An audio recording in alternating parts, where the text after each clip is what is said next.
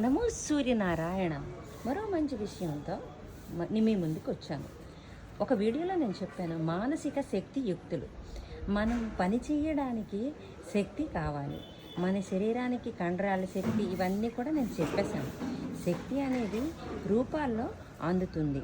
యాంత్రిక శక్తి, ఉష్ణశక్తి, విద్యా అంటే విద్యుత్ శక్తి, రాసాయనిక శక్తి మొదలైనవి. ఈ ఒక్కొక్కటి రూపాంతరం కూడా మారుతూ కూడా ఉంటాయటండి. అవేంటి? మానసిక శక్తి అనేది ఇవన్నిటికొంట బ్రెయిన్కి ఏదైతే మీరు తిన్నది వస్తుందో అది మాత్రం అత్యంత శక్తికరమైనదటండి. అయ్యో, ఎంత బాగుందండి ఈ పర్వతం!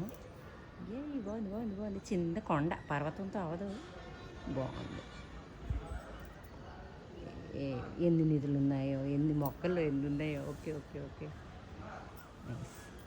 సరేనా? అయితే మనం మళ్ళీ వచ్చేద్దామా కథలోకి. ఏంటి? ఆహారం ద్వారా వచ్చేది శారీరక శక్తికి ఉన్న మానసిక శక్తి అత్యంత శక్తివంతమైనదటండి.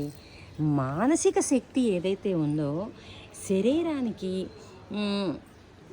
నానా రకాల శక్తులు ఇస్తుంది. ఆ శక్తుల్లో కాస్మిక్ శక్తి, ఆధ్యాత్మిక శక్తి, మరి మన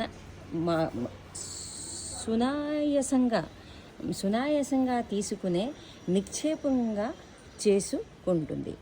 అవసరాన్ని బట్టి ఈ శక్తి ప్రయోగించవచ్చు. మనమంట మానసిక శక్తి కేవలం 10% వరకు మాత్రమే మానసిక శక్తిని ఉపయోగిస్తామట.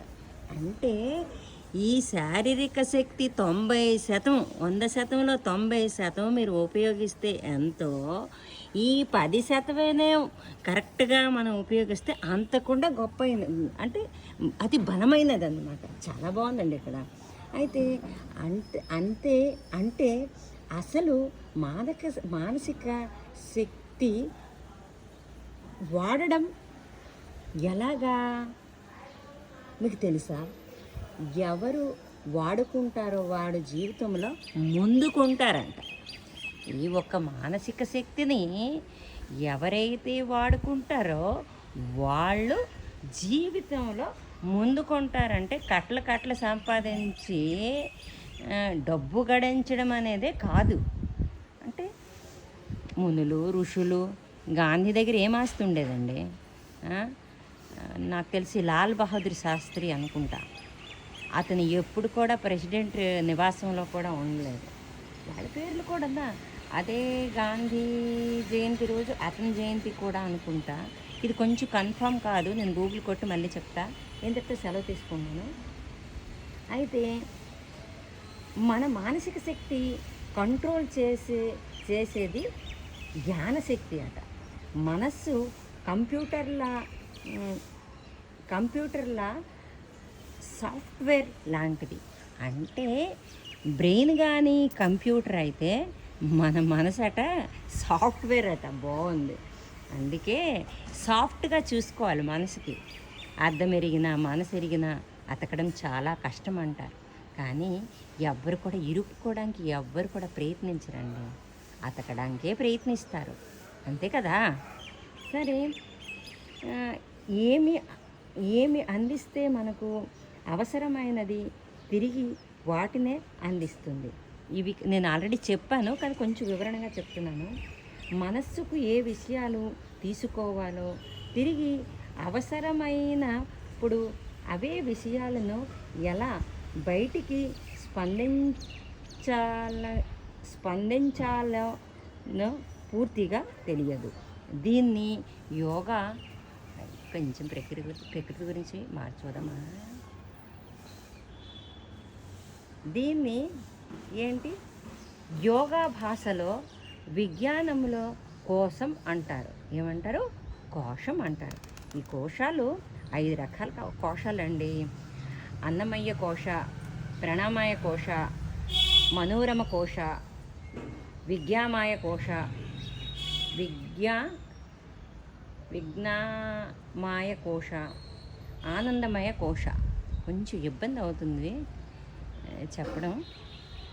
సరే, అయితే ఇలాగా ఈ 5 కోశాలు ఏదైతే ఉన్నాయో, ఈ 5 కోశాలతోని మనం ఏ జ్ఞానాన్ని అయితే సాధిస్తామో ఆ ఒక్క జ్ఞానం ఈ ఒక్క మనల్ని ముందుకు వెనుకకు నడిపించేందుకు మన బుద్ధి విజ్ఞత మాత్రమే. నేడు బుద్ధి నెగటివ్ ఇంటెలిజెన్స్ అంటే తటస్థు మనస్సులో చెడు ఆలోచనల నుంచి వచ్చేదానికి నెగటివ్ అంటారు. పాజిటివ్ ఏంటండి? పాజిటివ్ ఇంటెలిజెన్స్ అంటే మన మనస్సు నుంచి వచ్చే మంచి ఆలోచనలకు అన్నమాట. మన మనస్సు నుంచే వచ్చే మంచి ఆలోచనలకి అన్నమాట. సరేనా? అయితే మన మనస్సు నుంచి వచ్చే చెడు ఆలోచనల్ని నెగటివ్, పాజిటివ్ అని అంటారు. తటస్థు మంచి ఆలోచనల్ని ముందుకు తీసుకు వెళుతుంది. అందుకే మంచి బుద్ధిని పెంచుకోవాలి. అందుకే మంచి విషయం జ్ఞానాన్ని సమకూరుస్తుంది. మంచి జ్ఞానం ఎక్కడుంది? ఇది జ్ఞానాలైన పెద్దల వద్ద, మంచి మంచి పుస్తకాల్లో. ఇదే ప్రకృతి అండి. మంచి విషయాలన్నీ ఇక్కడే ఉన్నాయి. మనము ఎక్కడికో వెళ్తాము, పార్కులకు వెళ్తాము, సినిమాలకు వెళ్తాము, హోటళ్ళకి వెళ్తాము. అంటే నేను కూడా ఒకప్పుడు అంతే. ఇప్పుడు ఏదో పెద్ద ఇదిగా మాట్లాడడం కాదు. నాన్న టైం దొరికితే సరే 1,00,000 వేయండి, 2,00,000 వేయండి, టూర్ వెళ్తాను నా కొడుకుని పట్టుకొని. సరే, ధ్యానంలో ఎంత జ్ఞానం మనము పొందవచ్చో తద్వారా బుద్ధి పెరుగుతుంది.